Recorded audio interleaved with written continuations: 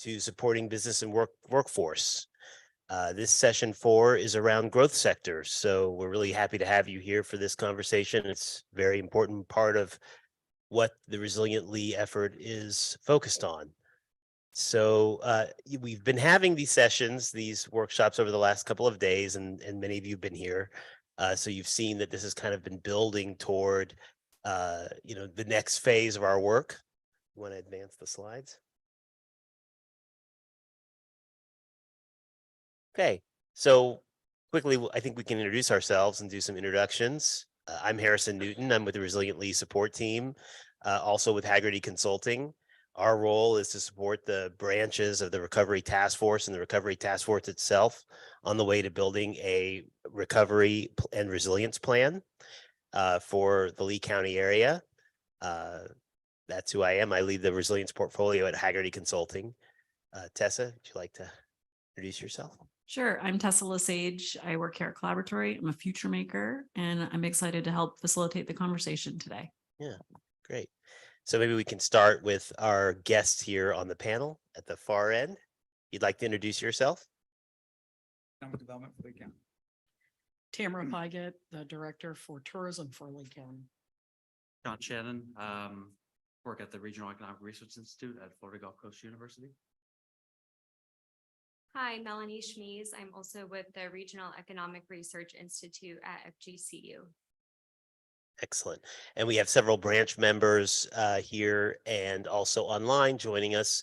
And so we envision this as an open conversation today between the branch members and others and the folks that we have on our panel. Slide.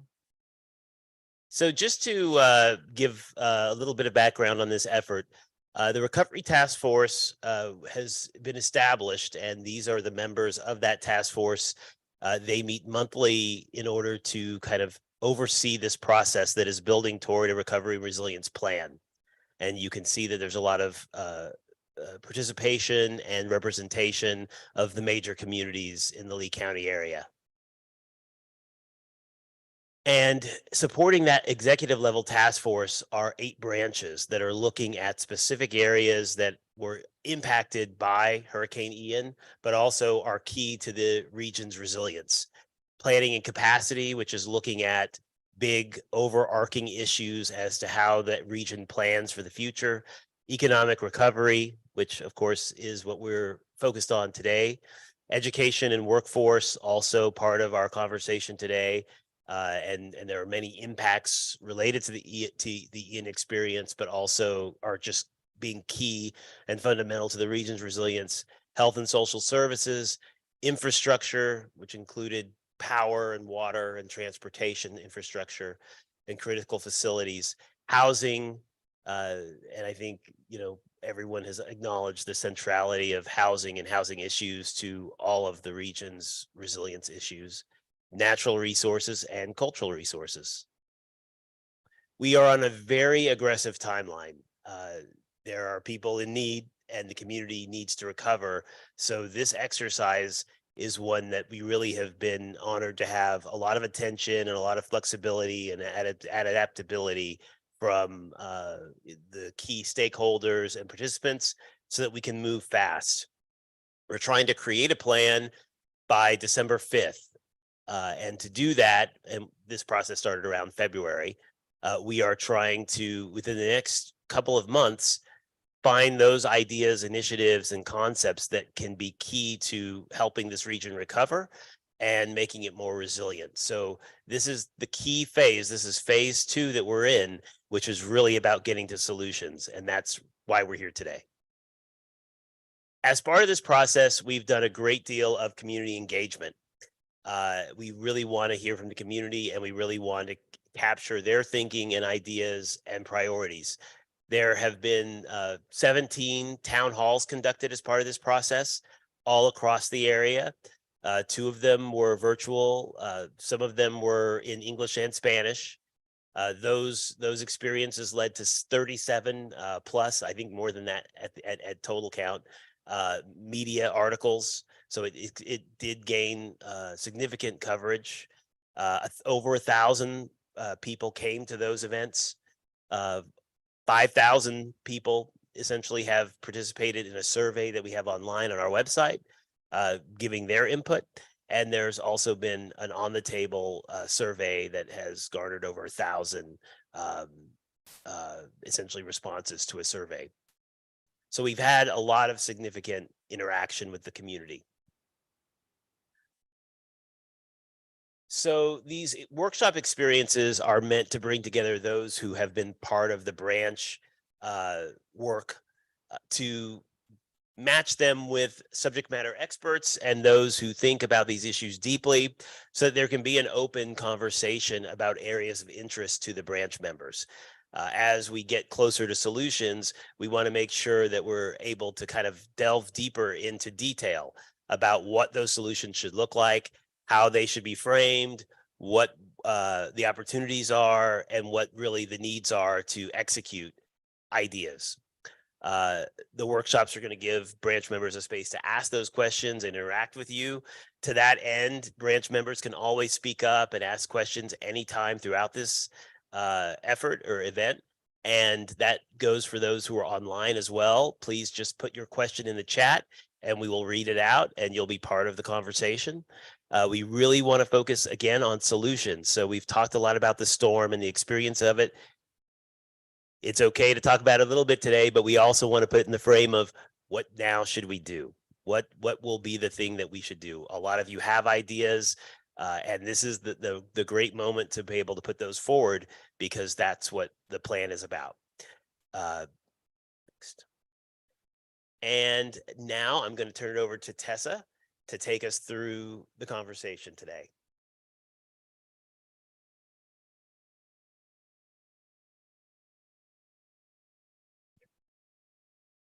All right, we're gonna have to all wake up. Okay, I'm also talking to myself here. We're gonna wake up. It is towards the end of the day, but this is such an important conversation. It's so critical for the long-term resilience of this community. And it's something that was a problem that we needed to solve before Hurricane Ian, and Hurricane Ian has just amplified it for us. So let's get started. I'm gonna ask this question and I want you to not talk about workforce for a minute. Okay, we're going to get to workforce in the second part of this question. So the first question that I would like to ask is, what are the growth sectors in Lee County? And what is needed for them to be successful in part of a more diverse and resilient economy, except for workforce? We'll get to that. Okay, so John, would you like to start? I'm gonna put this right here. As of today, we have 9 million square feet under construction of industrial and commercial space, mostly along the interstate, Alico Core Corridor, Luckett Road, and elsewhere. We have 12 million square feet in the pipeline. Over 70% of all that space has been pre-leased to companies from Ferguson to Nortec to others. Amazon's taken a good chunk of it. Arthrex has moved up here, taken another large chunk of it. And so in those sectors that represent everything from significant new medical device manufacturing that companies you probably never heard of. I'd like to announce today that Northland Software has opened up, taken over one of the Gartner buildings. Nice. That's a large software manufacturer that produces the patch that allows the New York Stock Exchange to talk to the SEC, or allows McKinley to talk to the IRS. So they've taken over one of the Gartner buildings today. AdMan has now added their 1,200th employee in the last 3 years. They started one employee during COVID. And so you have that kind of growth over and over again. Ferguson just took 800,000 square feet, which is our largest user to date in Lee County. So I'm going to sum that up real quickly. It's apparel manufacturing. We now have 18 apparel manufacturers that no one's ever heard of, not including Chico's, but Donna Joe Brands, Matilda Jane, Surfside 37, Tuna Skin, Survival Armor, represent about 4,000 jobs. There's not a single fashion or design program in either the schools or the university system. Medical manufacturing, of course, behavioral science, and maritime. Nortec's just the tip of the boat, ironically. Golden Marine, Robert Schatz. There's about 18 boat manufacturers here as well. So manufacturing is alive and well. And if you don't look at it by NAICS code, but look at it by programmatic function, they probably represent about 35,000 jobs. Wow. So space is just something we need to be We thinking have, about. we have less than a 1% industrial vacancy rate. Okay. So there's an opportunity there as we think about how that sector is obviously rapidly growing and where are we going to continue? How do we continue to support that growth? Tam, from your perspective, what is needed to have a more diverse and resilient economy and including the tourism industry? For us, it starts and ends with air service. Mm. So the airport itself, they're out of gates. For us to grow as a community, we're going to have a bigger airport. And, I think we outgrew that airport in about half the time that it was planned for. I think the next round, we need to plan for double whatever we think we need, because this area, it not only does it bring us visitors, but it brings business people here, it brings international people here. It diversifies our economy in a lot of ways. And, without good air service, your community is going to stagnate. And we're really blessed for the size community we are to have the airport we have. Obviously, sharing it with Naples, with Collier County makes big difference. But, there's nowhere to put another plane. Even if we could get additional air service, there's nowhere to put another plane. Yeah. So how do we do that? So for me, it's airport growth. Yeah. Yeah. Great. John? For me, I'd probably say it's one of two things. The first would probably be construction.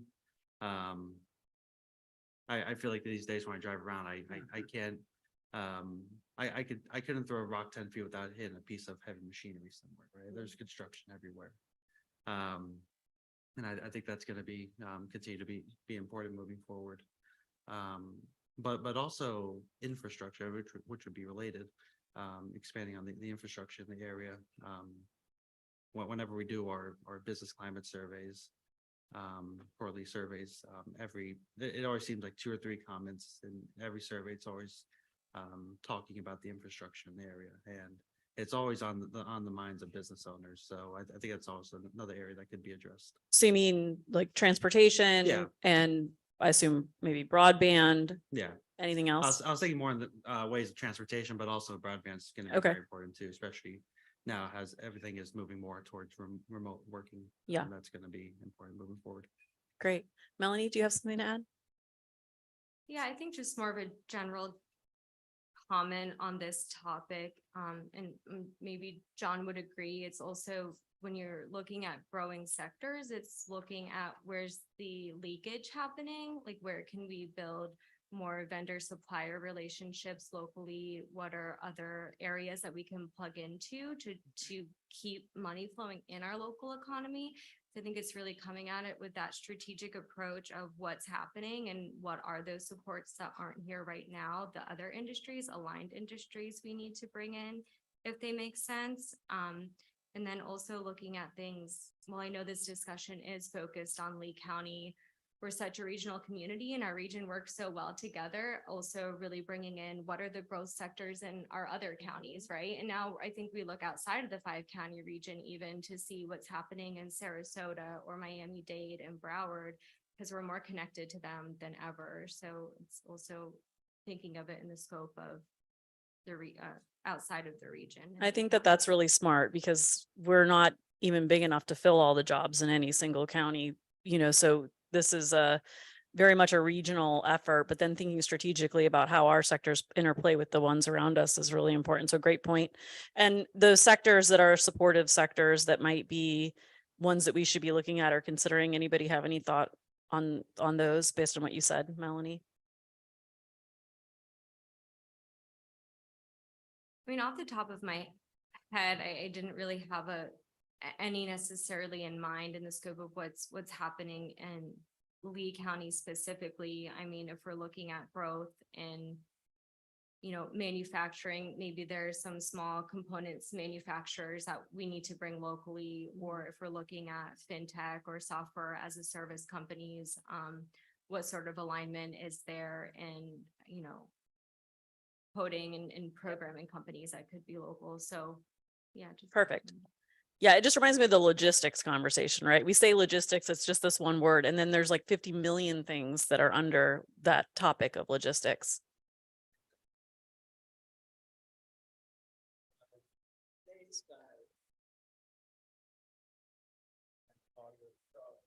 Henry done a great job at building the roadway infrastructure. So State Road 82, State Road 80, Burnt Store Road, really has created a level of connectivity between Charlotte County, Lee County, Collier County, Hendry County, and Lee County. If you think about the State Road 80, I-4, I-10, I-75, and State Road 60 are the only true four-lane east-west corridors in the entire state. So there's so much pressure and inter-bicoastality going on here that we're not necessarily aware of.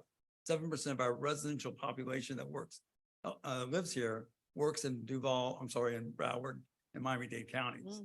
So those are non-traditional jobs, firefighters, airport, pilots and whatnot, but we have a lot, to Molly's point, 100,000 workers come up here to live, who work in Collier County, 25,000 workers come down to live here who work in Charlotte County, and we send just as many workers the other way too. Yeah, so it is a regional issue. Okay, so now we'll talk about workforce. Because I know that we know that one's an issue. So how can Lee County ensure that these growth sectors have access to the employees that they need to be successful? And I want us to be thinking in terms of, if we had access to resources, what are some things that we might want to either expand that we're already doing, or new things that we might want to bring in to put into place that could help us really capture this opportunity with the growth sectors? Would you like to start, John? I mean, the obvious one is building on the success of what we're doing right now. So the EDA opportunity, the ARPA grant that we were able to provide, just jumpstart micro credentialing has really changed the narrative for how universities and are responding to credentialing. But I also think there's a whole, a lot of need to educate the business community on, the value of the credentials and how stacking the credentials works, and it's not just a degree. So I think there's more of that to come, and I know so the second phase of what the EDA grant will do will help us identify areas of logistics and warehousing and whatnot.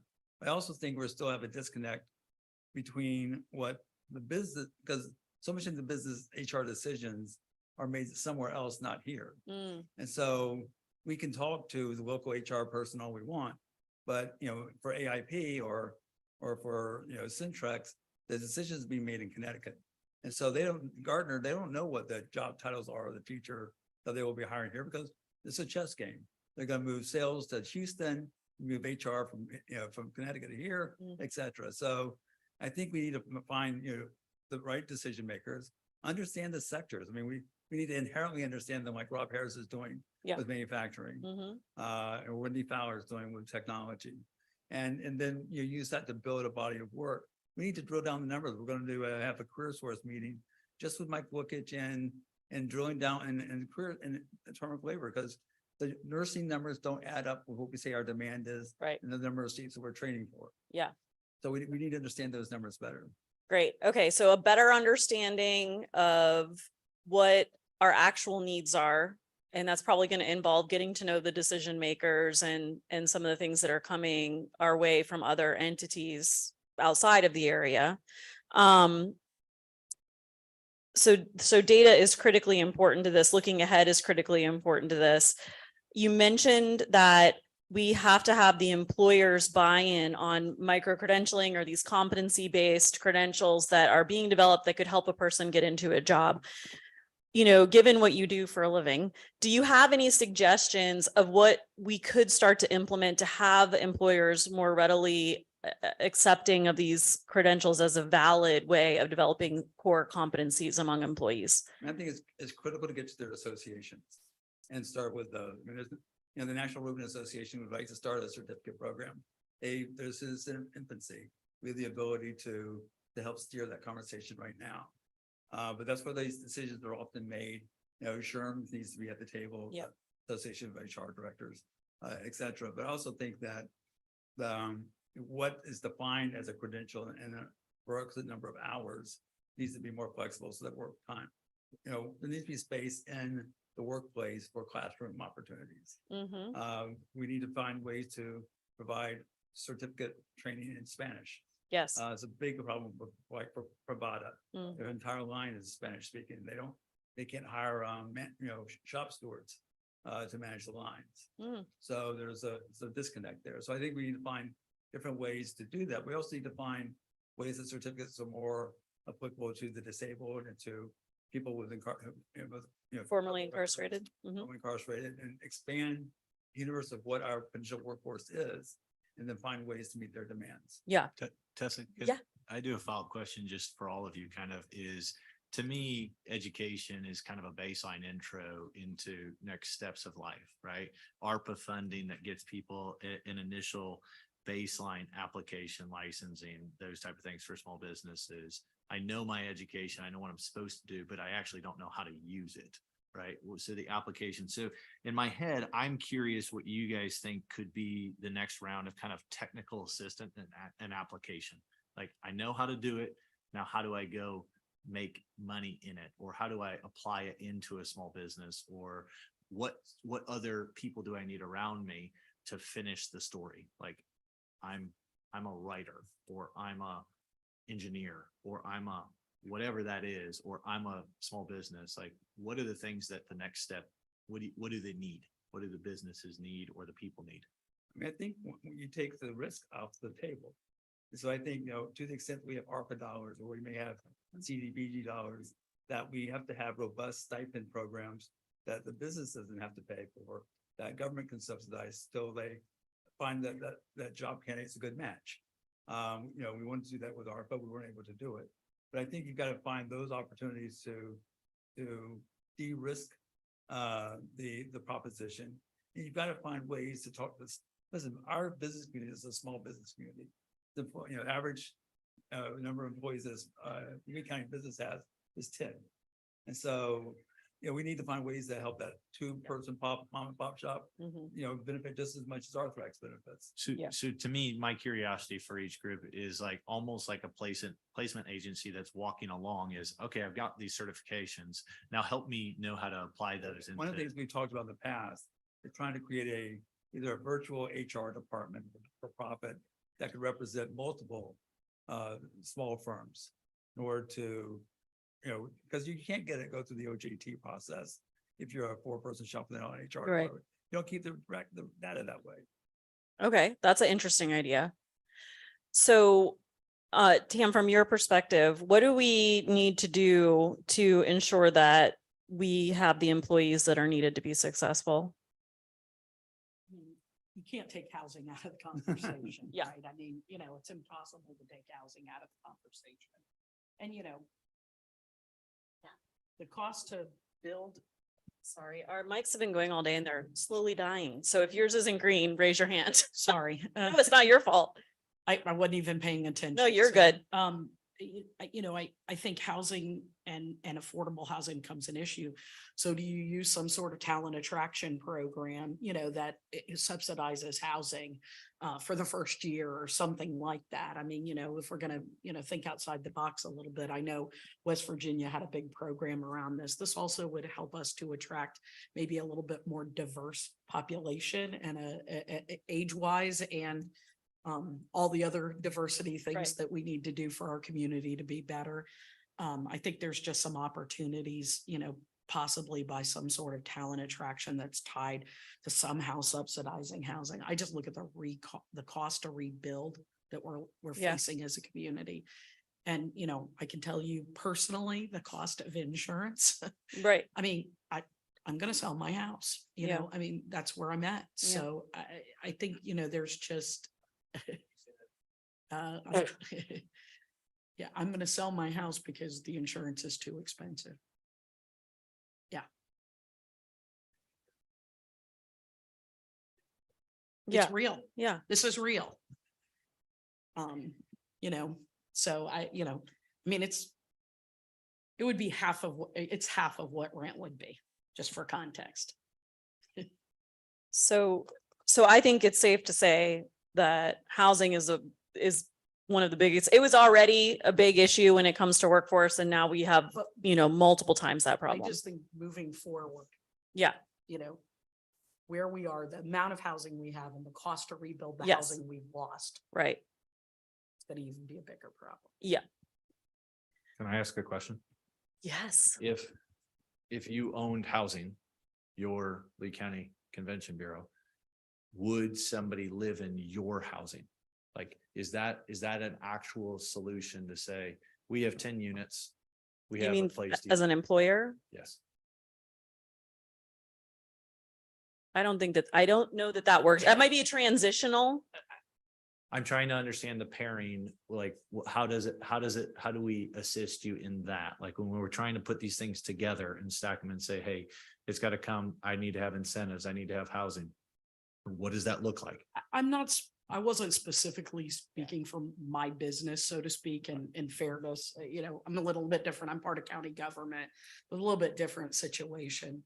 I do think that if we're talking about the tourism industry, those island businesses that have people coming from, far, far away. Lehigh. To, Lehigh and, Mhm. North Fort Myers, Yep. commuting all the way to Captiva Island or Fort Myers Beach, Bonita Springs. That would definitely incentivize them to be there. And I can tell you that there are tourism industry employers exploring this at this very moment, how they can create housing on site. I don't think you're too far away. I think these are the tangible things that we need to understand is like you're having a conversation with somebody that you're hiring or your staff. And if you said, hey, you're going to work, you're county employee, you're working over here, 1 mile away from here, we own 10 units. And we can limit your cost of housing to, instead of the average of $3,000 per month, $2,000. Like, does that change your ability to hire?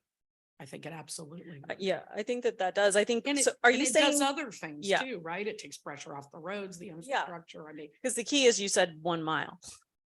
well, I'm saying anything. Yeah. Like, if you controlled housing that worked within the budget of somebody, that they're coming down and they're seeing it's $3,000 for a 2-bedroom apartment. You have a unit that you control for $2,000. Does that make somebody say yes? And we did a survey of the business, of the corporate community. They don't want to be in the landlord Housing, business. yeah. So I think if you're a hotelier, you're in the business of temporary rentals, then it's an easier proposition, and we've had some great success stories. But we need an infrastructure of CDCs or not-for-profits that are in the business of managing workforce housing and wearing the financial incentives.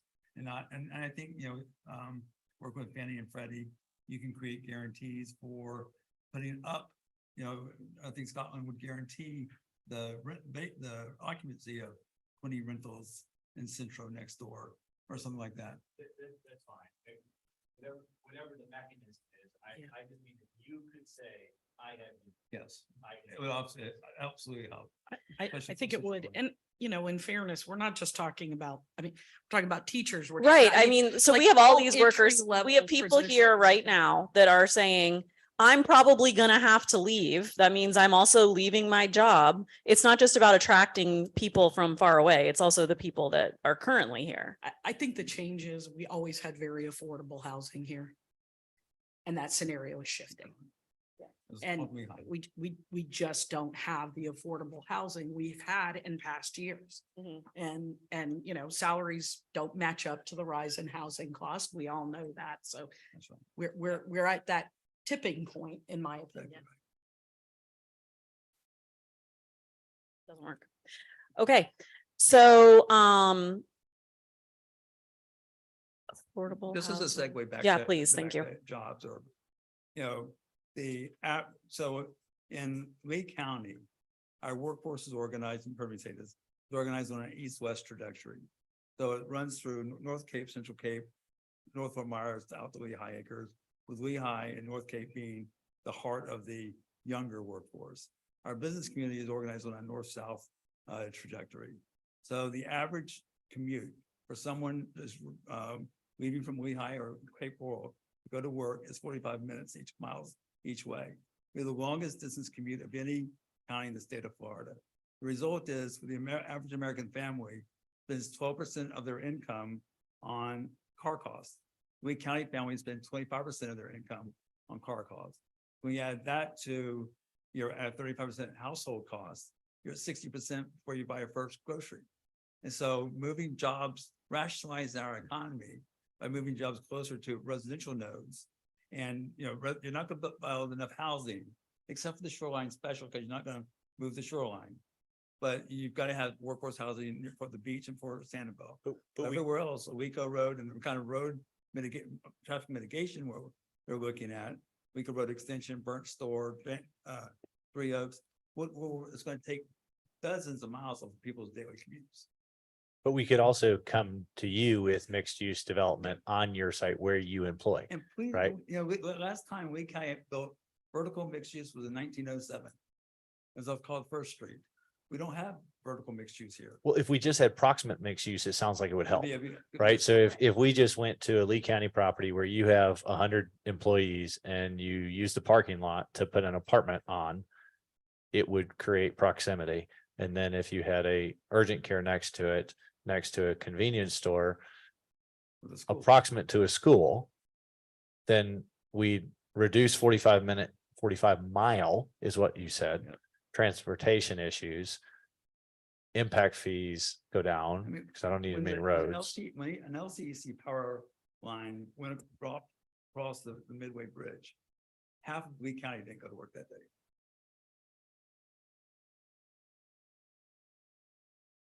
They couldn't get across the bridge.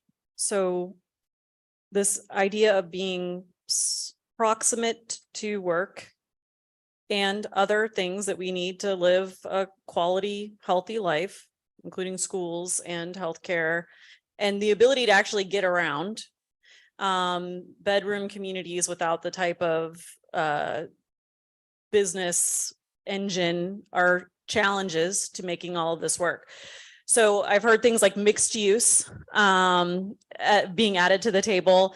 John, anything that you can think of from your perspective on something that we would need to be thinking about to increase access to employees in growth sectors? I thought John really hit the nail on the head when he talked about education. And I thought it was actually something I had to consider, but it makes complete sense is actually having, it's one thing to have these micro credentials and getting those out there to prospective students, but also having those educations to employers to know what those micro credentials are. What they mean? Understand what they mean. I Yeah. think that's a really good point. And I mean, both ideas that I would have said were already somewhat affordable housing is going to be the other Yeah. one too. It's one thing to attract people down here and actually be able to afford the cost of living. It's also another thing, if they can't afford to be down here in the first place, they might go elsewhere. Right, right. And the third thing, the only thing I guess I would add, and this was at least true for 2021, we don't have 2022 data yet, but remote work was up significantly in 2021 for actually a lot of areas, of course, Mhm. but that's also going to play a key factor moving forward if that's something that remains permanent with a lot of businesses. Yeah, great. Melanie, any thoughts? Because we do have a lot of workers or untapped workforce that really don't have maybe even a high school diploma, or they need to learn English or other things. That anything you can think about that could help us increase the success of having employees in growth sectors that hasn't been mentioned yet.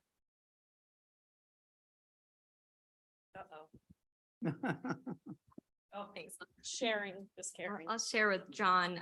No, I don't think, no additional comments, nothing that really hasn't been mentioned yet. I agree with what everyone has said. And I think when we talk access, is it upskilling the current base we have of workers? Do we have enough workers where even if they were upskilled, they could fill upskilled and or going into entry level jobs with, maybe even underemployed?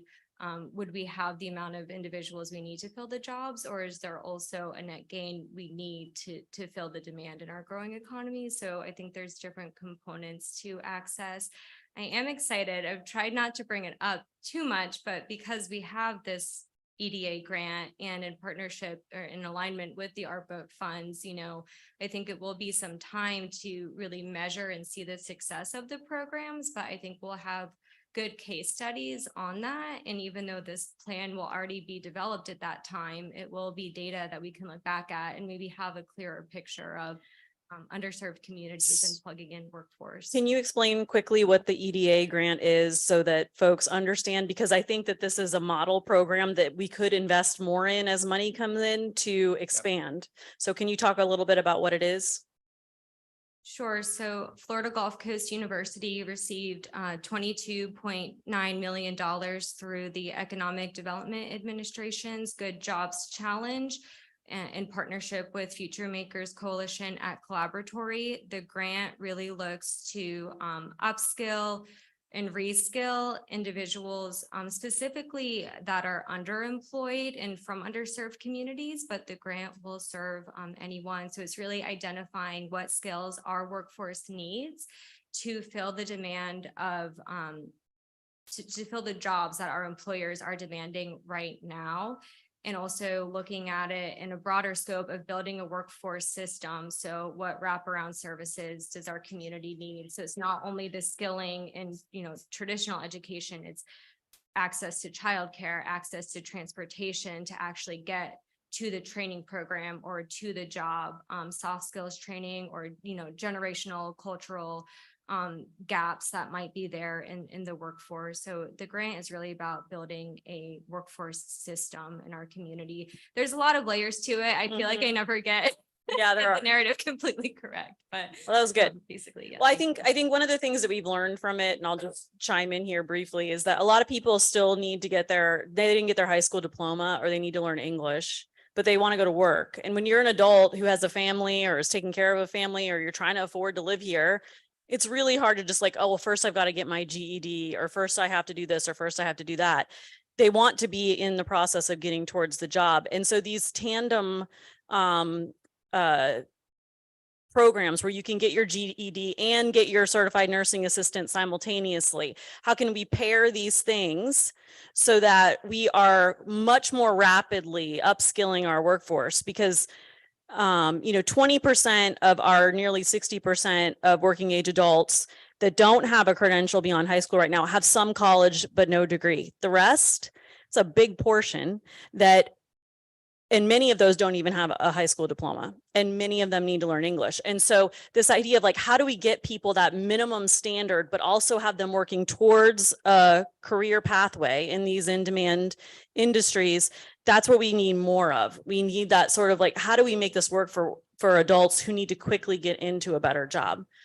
Tessa, I get super excited the more I hear about it as well. One of the pieces from my perspective as a business owner is I love how efficient you can micro-credential things for Lee Health. It's a big employer. It's, you can get really specific. From a business perspective, I would look towards how do I get more engagement from FGCU in an integrated fashion, right? Like, how do I spend time on campus with kids that are trying to do things so that I can take them from there with the micro-credential, because I'm not sure what micro-credential I need for my business. And to the best of my knowledge, the largest employer in Southwest Florida isn't one business, it's all the small businesses. And so trying to get access in from a sophistication level of business owners, they're not all educated, right? And so it's intimidating to some degree, but they need educated and credentialed individuals. So I think a big ask from the workforce to say, hey, can you guys work on some concepts that provide greater access to these individuals that are getting micro-credentialed, so that there is more collaboration to know, oh, I need that credential. I want to rub shoulders, and I want them to hear me. So you're not on the panel, but I'm going to ask you a question because you've been talking a lot today. And so I want to know, because I feel like maybe you have an idea, Dan. What do you sort of think would make that possible for small businesses? Like, what do we need to put in place? Yeah, I get excited about some sort of concept that is an integrated office building of sorts, where you're doing education and training and business people can come to work and interact with you. So from just a space and an environment that creates the culture of mutual learning to benefit long-term placements. For example, you can get a micro-credential and property management, get a micro-credential on the side management, get a traditional cybersecurity or in, and these are short, free certificates, available to any weekend, But it's much like empathy, John, right? Like if I don't rub shoulders to know that. Yeah.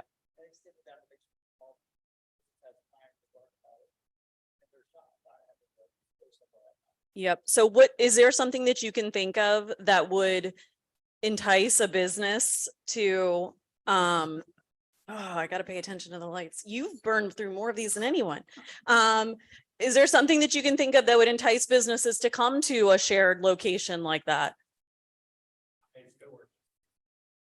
Co-working space. So we're, take the idea of co-working space and expand on it to have training programs in there so that you can be exposed to your potential workforce pipeline.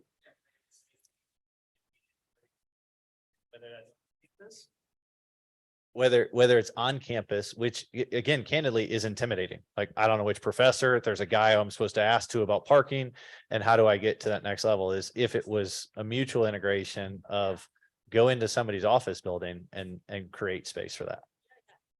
Okay, this is a really interesting concept. That kind of leads, sorry. No, let's see if it's not gonna work.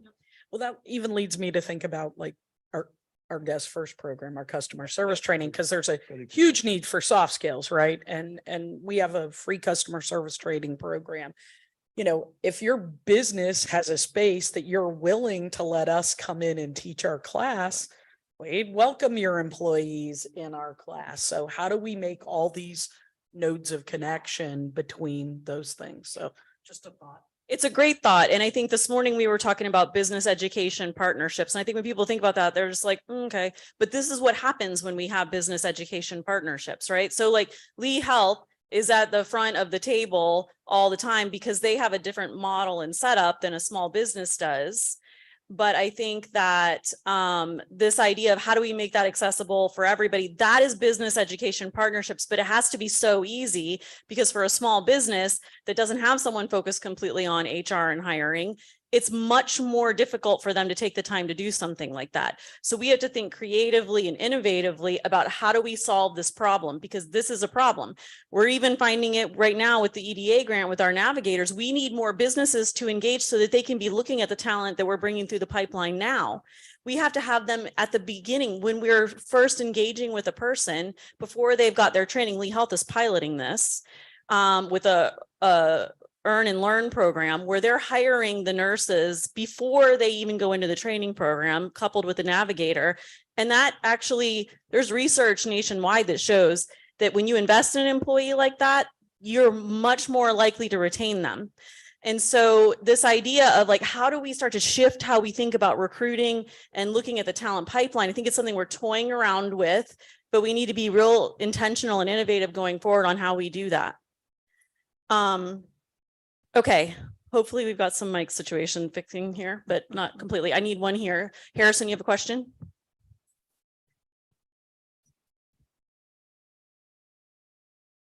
So we have branch members online and one poses the question.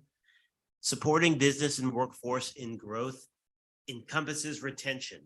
I have met a handful of people who relocated here and did not want to stay for the cost of housing, lack of connectivity other than car, and challenges related to quality of life, arts, culture, diversity that seem to only be found in urban centers. What are some ideas to incentivize quality of life from the business and housing development perspective that are tangible in a development process?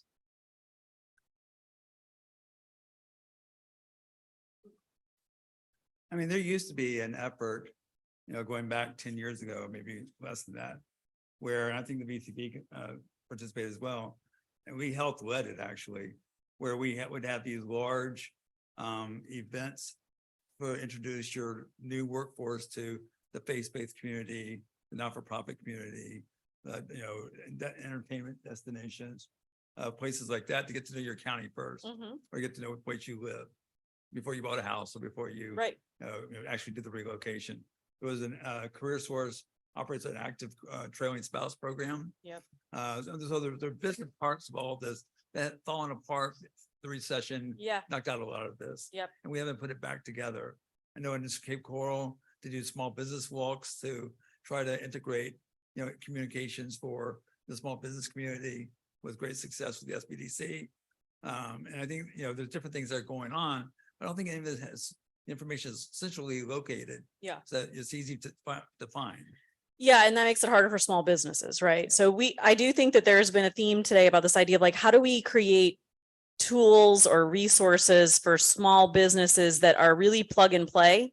And it requires us to, benefit from the bigger fish like Lee Health and Arthrex, who have been at this game trying to figure this out for a while, and then taking what works and figuring out ways to implement that on a broader scale across smaller businesses. Any other thoughts on this idea of like, what do we need? What could we do to work on sort of all the things that create a good quality of life that helps us retain I would workforce? ask Pam to Yeah. pipe in on placemaking. Well, Yeah. think I was gonna lead into, I think, communities. Woo, that works. magic. From my point of view, what we lack in this arena is walkability, right? We don't have, I mean, other than downtown Fort Myers, we Mhm. don't have any areas where you can live, work, and play. Right. You have to get in your car or find some sort of public transportation to do two things, Mhm. at least two of those things. And so I think that, as we are rebuilding this community, we have this opportunity to create places where people want to live, where the housing is reasonably proximate to the restaurants, the bars, the recreation Mhm. center, a public park that they can work out in, Yeah. those sorts of things.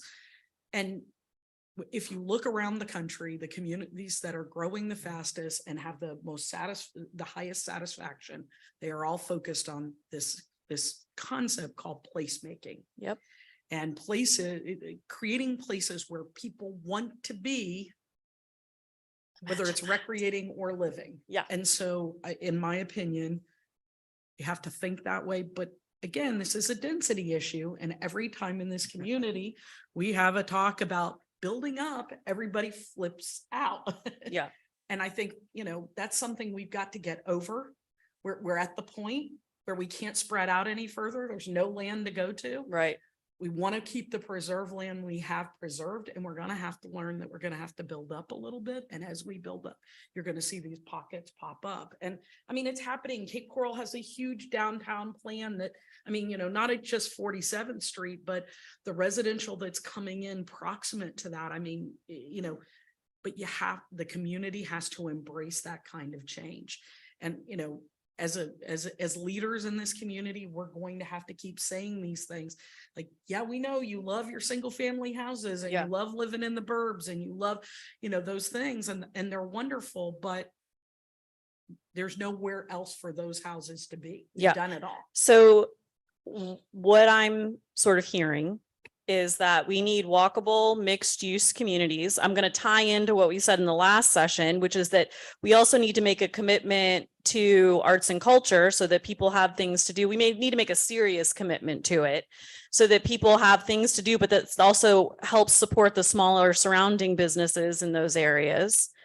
And we need to think about the fact that we don't have a lot of housing choices. And in order to have those choices where you don't necessarily have to have a car, where you can live, work, and play, we're going to have to talk about mixed use and increased density if we're serious about keeping skilled workers here. And you incentivize providing an art gallery in the space, and then therefore you get arts and culture mixed in too. Okay. All right. Anything else to add on this idea of livability, placemaking, quality of life related to workforce, making sure the workforce is available for our sectors? Uh-oh. Going back to the density conversation. Like we had made a point through like resiliently in the task force that we're not gonna Yeah. change local codes, but it comes from the county, the specific cities that write the codes on density that we need. So how do we, from the resilient Lee standpoint, incentivize or kind of nudge the local municipalities to want to go more dense, want to go more high? As I understand, the major reason we don't have vertical mixed uses, was it Freddie Mae, Fannie MAC. Yeah. Yeah, that they require a certain percentage, but our building heights won't allow those percentages to exist because of, again, the codes that we need to tweak. But from this standpoint, I don't know if we have the authority to tell the city and county jurisdictions how to rewrite their code. No, but I think the counties and at least the county and the city and the cities are listening.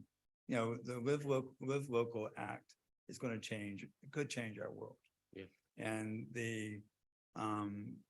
you know, I think the workshop on Friday morning about housing finance is going to raise a lot of these issues about what kind of density you really need per acre in order to make pricing come down. So it's not building just more multifamily housing units, but it's building more dense housing units that are smaller, that have other uses as well, that can cross subsidize some of the cost structures. But you know, I think we're there, but we don't know how to cross that finish line because we're waiting for a consensus to emerge. One of the things that John Romine and I have talked about for years is for the first time, we have the full gamut of psychographic segments in our population. And what that is consumer behaviors. So it was before, we just had retirees and people who wanted to live in only single family homes or in the 70s and the 80s. And that's why we kind of developed the way it did. But today we have young professionals and singles and millennials that, all 64. And so in that, we have enough of all of them where you have enough population or a mixed use downtown or a mixed use Bonita Bay or Bonita Springs or, vibrant 47 Terrace or, and still have agricultural land set aside to protect the shrimpers and, bring back the beaches. And, but if you have more destinations and more placemaking, it takes some of the load off of the beaches or take some of the load off just single places where everyone wants to flock because it's the only place to go. And I think we're maturing there so that we have more choices now. But Friday morning will be important because the conversation will be the number of units per acre that you can build, because you can't build affordable housing with 4 units per acre. I mean, I If you just came heavily from subsidize it.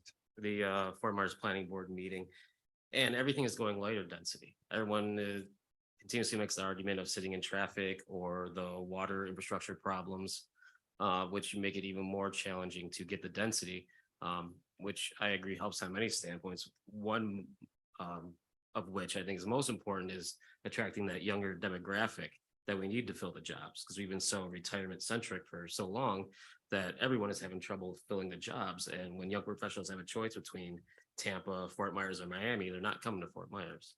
Well, So they want that kind of urban centric lifestyle. In Cape Coral and Fort Myers, you still have 22 units per acre in some zoning categories. The county, you don't, unincorporated, I mean, not the county. We're trying to get comfortable with 14 or live local, but we're not there yet, but it's not gonna be enough. And I think when we're sort of replacing the mobile home parks, you better talk about density, because you're talking about replacing 800 mobile homes with 300 units. Well, you did just approve 12 units to the acre that's going to be played out on single family for rent, which is a whole new category that actually has increased density and downsized the unit size. Right. So we've taken and we've added a whole new vertical to what's possible. And it's integrated, as in Dunbar High School is behind it. Workforce is south of it with industrial. And a primary logistic intersection is in place. So I think, your continued work within planning and zoning is exactly the intent. Now, if we get education to continue to further and aggregate into single locations, it adds a ton of value. So you're doing some of it, but it's going to be both and of Yeah. what it looks like. It's still a very light density, the project you were referring to. Because if you have to go like vertical, 16, 20 stories, you're gonna be talking more like 35, 40 units per acre than, the 12 that was on that project. And it's difficult when people don't have working water and sitting in traffic. I mean, I'm all for it. I think an urban center needs to be taller and denser so we can save the land for the preserves and parks. But Matthew, one of the things you may want to look at is that most people don't know how to calculate half unit sizes. So Fort Myers is one of those few municipalities that has a half unit calculation. So you can get 2 studios counted as 1 unit. with one parking space. All right, so what I'm hearing is that for our businesses and workforce, we need to really get down on this idea of density and walkability and mixed uses in order to be able to meet our future or our current and future needs. And that's not nothing. I mean, that's, you guys are supporting sort of what some of the other branches are saying that are needed as well. So that's good. All right, I'm gonna come back to our questions here. You all are doing a great job. Real quick, what are we, Tam, can you help us understand what you think, you know, based on all of the years that you've worked in tourism, what do we need to create a more resilient tourism industry? Because tourism really does, I mean, I think so many people that end up living here and starting businesses here, they started off as visitors, right? So help me understand, based on what you've seen and what you know, is there something that we could do that we're not doing, or that we used to do that we should do, that could help us be more resilient with our tourism industry? Well, I think a little bit talking about these, you know, creating these pockets of places where people can live and work, help with that, because quite frankly, right now, our tourism industry is concentrated into certain areas. And, you know, that's why we're under so much pain right now, because we just lost 30% of our units along the coastline. And, you know, that kind of devastating blows, you know, well, let's be honest, definitely tourism took this in many ways the hardest, because the businesses and the units were all along the coastline. Not all, but a lot of them. And more importantly, the highest revenue ones were along the coastline. So, you know, obviously having different, you know, having more, diversifying our population in the community and our places of entertainment and attraction throughout the community is really important. And, you know, we were recognizing that. We did a huge brand change. I mean, you know, we were moving in this direction where we're not just about our beaches. Good timing, not good timing, bad timing, I don't know. But at the end of the day, I think, you know, we have to have other areas that provide entertainment and attraction. And so as 47th Terrace becomes part of that conversation, people are like, hey, where else can we go and what else can we do? Well, it's downtown Bonita, it's 47th Terrace in Cape Coral, it's downtown Fort Myers. And I mean, you're seeing more and more visitors in these places, not just residents, but visitors. So having more areas like that and thinking about that joint, not only housing, you know, and in our case, housing means hotel rooms or accommodations, but also entertainment. And again, walkability is a huge plus to those things.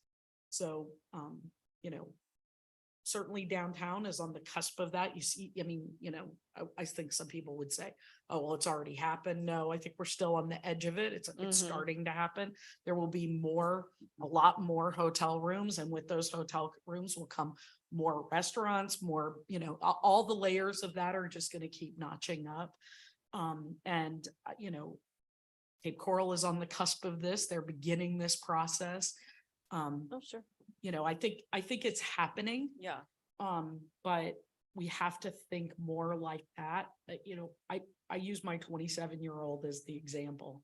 When she picked where she wanted to live, she wanted to live somewhere where she could walk to a coffee shop, a brewery, a restaurant, go out to a bar with her friends, whatever it may be. She wasn't going to, and they had to have a great airport. Oh, wait a minute. You got a great air. You know, how do you know, like she had these factors, and it had to be affordable too. So, I mean, you know, you have to think about, what do people really want today? And I think our community in many ways was built on what people wanted 30 years ago. And now we're having to shift gears and be a community for what people want today. And what people want today is different. What retirees want today isn't what retirees wanted 30 years ago. Everybody wanted to live on the golf course, right? And some people not saying that's a bad thing. Some people still want to live on the golf course. But today they might want a grocery store that they can walk to. They might want to live on the first floor because, you know, they have challenges getting up and down, or a really good elevator in the I mean, like, there's certain Pickleball. things, they want pickleball, not tennis and golf, right? These are things we have to, as a community, and as you're developing your community, and here we are on this opportunity to redevelop our community, Yep. rethink it at a time. What do people want today? And that's where we need to be focused. Yep. Sorry that I took so much time sharing. No, no, no. I appreciate Cape Coral being talked up a bit. So I think it is, an opportunity that we've got in the pipeline in terms of different projects that are happening. We've got the COVID 47th, which is the area that will be walkable. That's where a lot of our restaurants are right now, and creating that environment. Bimini Basin with Lee Health, they'll have some housing there and restaurants, and it's on the water. Both through vertical mixed use. Yeah, yeah, that's correct. And some that are a little further in terms of the time frame, but are in the work. So Seven Islands is a big deal, once we can get that going, and that incorporates a lot of what we're talking about, as well as Cape Coral Town Center. So I think we're, a little bit behind in terms of talking about this type of environment, but we have started to go down that road. We're also developing a lot of incentives in Cape Coral to try to encourage mixed use in providing sort of a TIF. It's kind of a synthetic TIF is what we call it, but we've targeted different projects that do incorporate mixed use, and that they include, professional services and offices and things like that. We're putting our money where our mouth is in terms of saying that's what we want to see, and incentives are there to try to get it to happen. All right, so potentially we have some good lessons learned here from Cape Coral that we could maybe think about how they are doing this, that could be then scaled or replicated across Lee County. So Cape Coral provides us with a good example. So back to workforce, which I guess we were still on workforce, but back to this idea of sort of what does our workforce need to kind of look like? Thinking about automation. Oh, Harrison, do you want to ask first? Okay.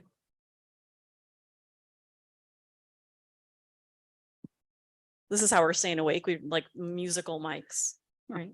With respect to tools, our 27,000 small businesses need, large companies like Gardner and Lee Health leverage online course libraries for employee skill development as one of their tools for on-demand, just-in-time training.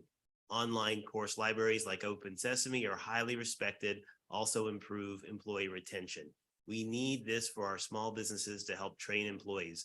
It involves a learning management system and online course library with up to 20,000 courses for business. This is from Dr. Guido Manaya. Yep. Manaya. Okay, Dr. Manaya, please go to the initiative form on the website, which I bet you've already done.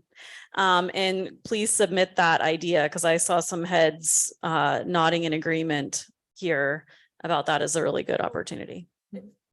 I always use, when you're thinking about things and being really creative, how you get out of the box. City of Sanibel, every single one of their residents is on a mailing list. Sure. Why can't we have a mailing list with every single small business in Lee County?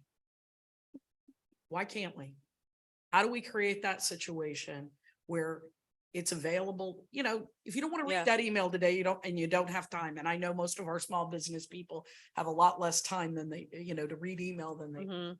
But if we had a way to distribute information Yeah. at the drop of a hat, and What if we could Kudos. text them?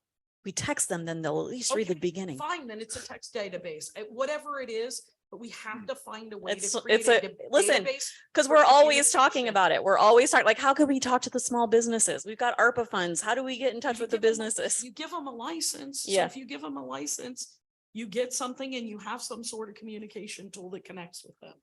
I mean, we have about 70% of all businesses email addresses, but you're right, it's a bear to manage. You need a manual. Yep. Yeah, there's gotta be something there. solution, There's yeah. a solution. Okay, that was great. Thank you, Dr. Manaya. So thinking about automation, maybe the next big crisis for workforce here.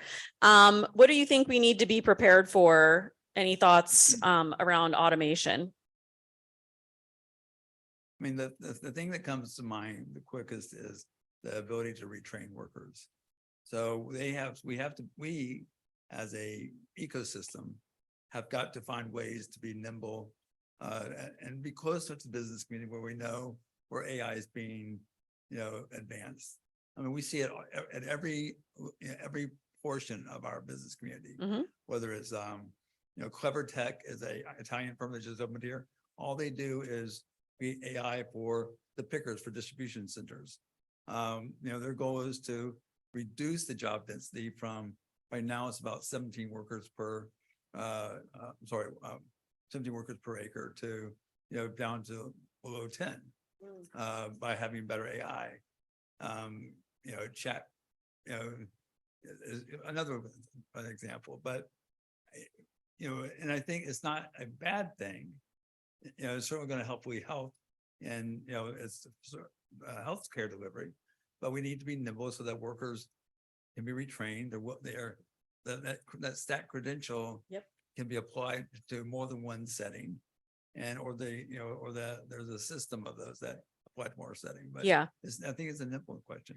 Okay, so a couple things. Number one, transferable skills. We need to have a good understanding of transferable skills, but because if you have those credentials, it may be able to be applied in another sector.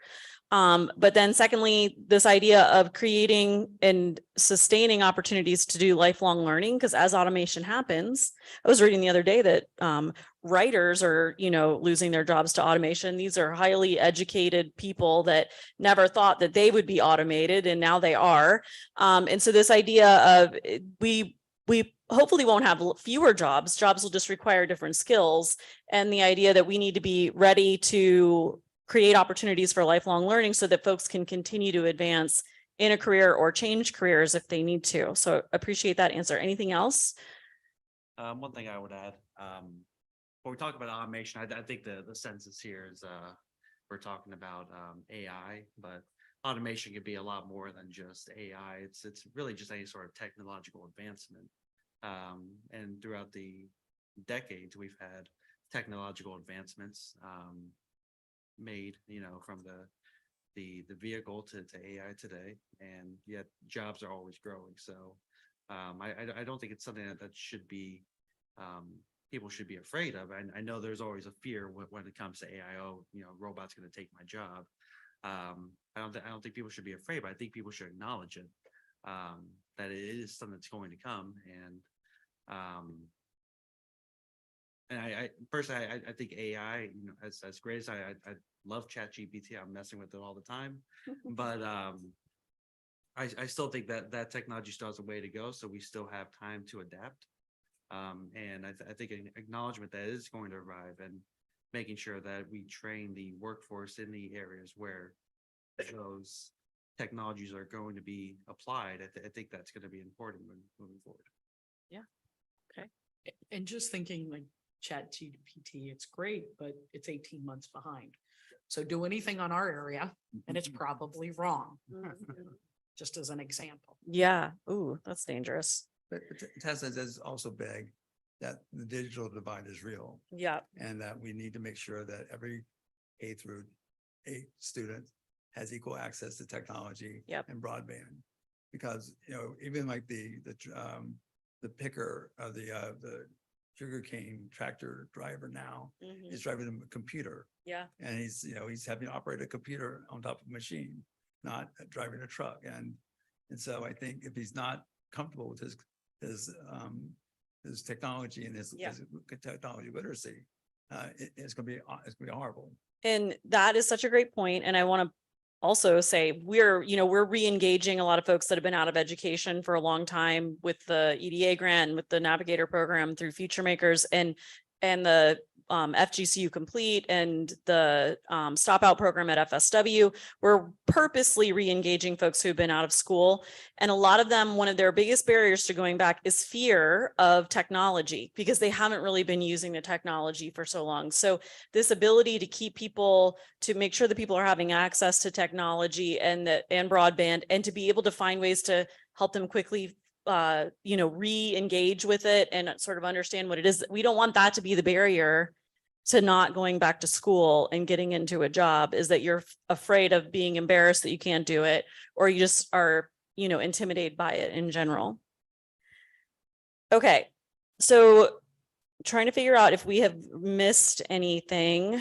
Well, so we did the fishing and shrimping industry were also obviously very much impacted by Hurricane Ian, and they're still at risk for future storms. Do we have any thoughts on ways to help protect these industries to ensure their ongoing viability in the face of continued risk?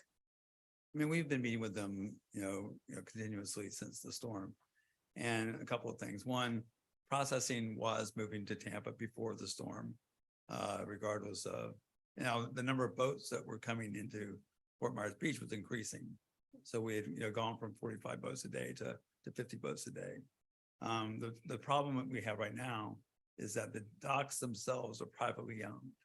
And so unless we can create some sort of municipal service district or special district, how you get EDA funds or CDBG funds or that to them is a challenge. And so working with the Florida Extension Service and FGCU and as others, we're trying to find a governance solution that would allow the transfer of the docks to an entity that's eligible to receive funding so that they can be returned. Because the problem with the docks was that they had just put in new pilings at Trico, and the pilings weren't high enough.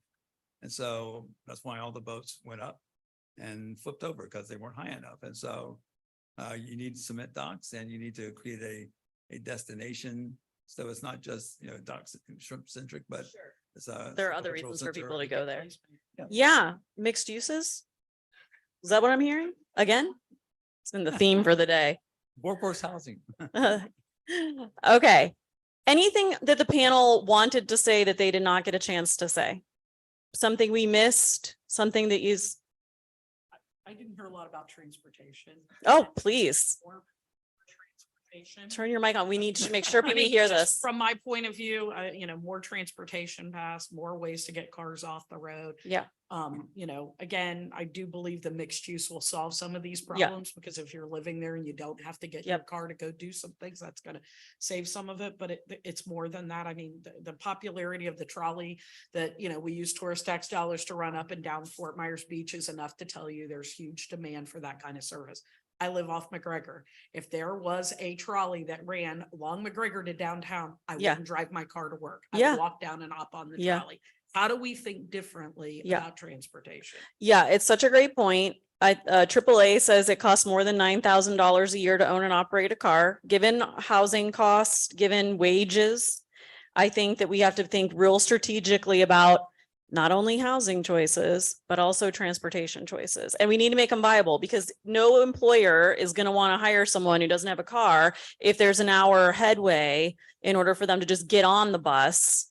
And the signals aren't timed right, so that if an ambulance goes through, now the bus is off schedule, right? And hear me, visitors want this too. This Yeah. isn't- I mean, especially our international visitors, they cannot understand why there isn't a way for them to get from the airport to Fort Myers Beach Yeah. or Sanibel and not need a car. Right. I mean, renting a car is another expense that we're asking tourists to pay when they come here, right?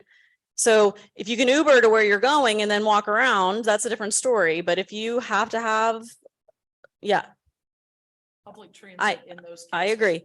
So, okay. So anything else that we missed? I just want to accentuate one point that Tam had made, that, is how integrated our economy is. So we do have a large visitor community, and some percent of that visitor community makes us the largest seasonal community in the United States. And some portion of that seasonal community become full-time residents here, and some portion of them move their businesses here. Mhm. And that cycle is our lifeline. Yeah. And we have to support every part of that cycle with healthcare and education and housing and transportation in order to make it work. Yep. And then the more, as we get closer to 1 million people, the more challenging that becomes Mhm. because every difficulty gets magnified. Yeah. Yeah. So we have to come up with new solutions, right? We can't do things the way we've always done them. All right. I appreciate this. This is like, everything is connected. So all of this is an ecosystem. Workforce development is part of the ecosystem, economic development, housing, transportation, arts and culture, our beaches, our environment, managing water, right? Being mindful of the fact that water has to go somewhere. I think we know that more now than ever. And access to water. And access to water. And clean. And it should be clean. Just a few things. It's all interconnected, right? This has been a great conversation with the panel. Any other questions from the branch members? Okay. Oh, you need a mic. See, this is why you all were so quiet. No one had a mic. Tam, I'm so glad that you mentioned transportation because I had the opportunity day one to experience the Miami train station for the Brightline. And they have truly designed a public-private partnership incorporating both transportation, the light rail, obvious, but also mixed use, housing, entertainment, retail, and walkability. So it was a tremendous experience. And I question what types of lessons we could garner from our East Coast partners. Well, and just to build on that, you realize that train's gonna go from Miami. Already goes up the East Coast, gonna go to Orlando, and then it's gonna go to Tampa. We're getting left out of that conversation. If that doesn't make it circle back around, our international visitors here will go down. Mm. I mean, Yeah.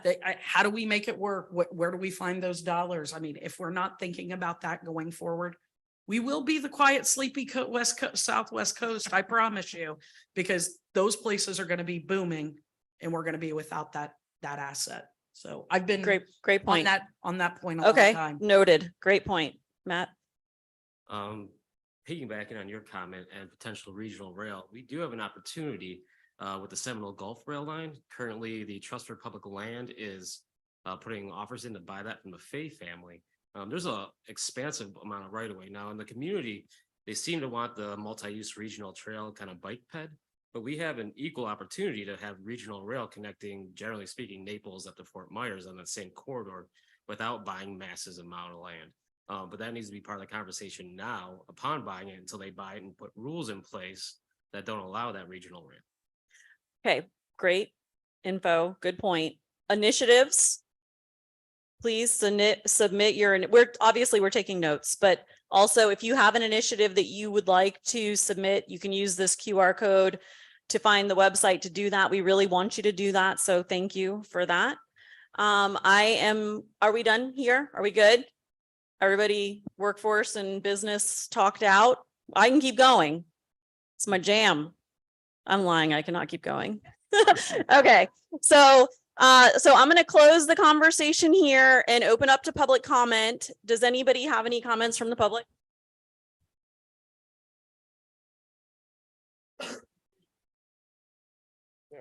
Wes Sprecher, I'm here from Swamp Cat Brewing Company. I also work in software development full-time as a remote employee. I've been here since 2014. I moved here for university and never left.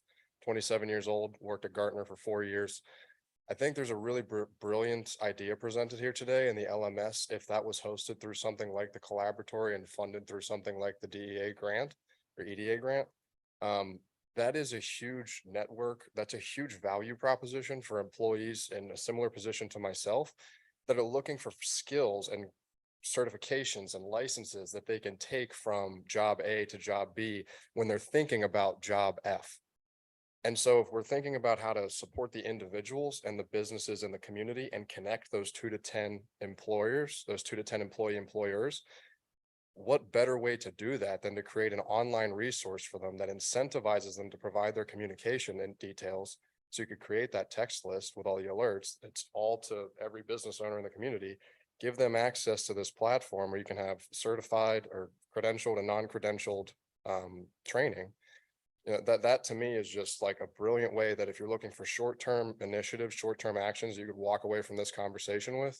That's something that I would get online today, sign my business up for, and get every employee that I work with to sign up and say, hey, customer service training, you got to have that done before day one. You know, for us, we're going to do CISO certifications for the brewery.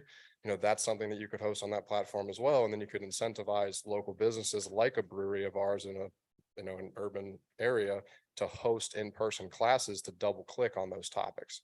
So just really think that apologies for missing your last name, Anaya. Manaya, that was a brilliant point, and I really think that needs to be taken a second look at. I mean, Guido's company is a first-in-class leader in platform learning. So he's a true expert. Yeah. And I do think, to your point, if we create, there's, communities create subcultures all the time to support certain things. Like you go to Seattle, you're going to go biking. You go to, New York, you can go walking. Lifelong learning, online learning could be ours. It should be something we could promote hotels and promote. I love that. I'm following your and John Roman's life. But I think, but I'm serious, I think there's businesses that want to start teaching Spanish in the workplace. I think there's businesses that want to upskill their workforce. We had a conversation on a conference phone call with the president of FGC and some large employers. And they were all talking about the same employee. They wanted someone with a CAD certificate, but with BNI, US Sugar, and Chico's, 3 different areas. And that's something that can be gotten, through FGCU and FSW on as a certificate. We don't have enough CAD operators in this area. That is So I just think, you're right, but we need to get a drumbeat for this, like we do with Future Makers, and really make it accessible. Find that platform, teach navigators in those businesses how to use it so that the workforce can use it. We know that there are businesses designing their space right now with classrooms in mind. You may see a hospital with some classrooms in place in the near future. So I think it's a great idea, and but we need to really organize it. Yeah, around it. I mean, we just planned almost the entire project. We're gonna do it at Collaboratory with the EDA is gonna fund it. It's gonna be amazing. And we'll have beer. Now you're talking. Now you are talking. We were talking about transitioning some of our refrigerators to kegs, so it could work. Okay. All right. So fantastic. Thank you so much for speaking up. I'm sorry I couldn't get to you earlier, but I just want to thank the panel. Let's give the panel a round of applause. End of the day. Great job. Really good discussion. Thank you, branch members, and everyone. Have a good night.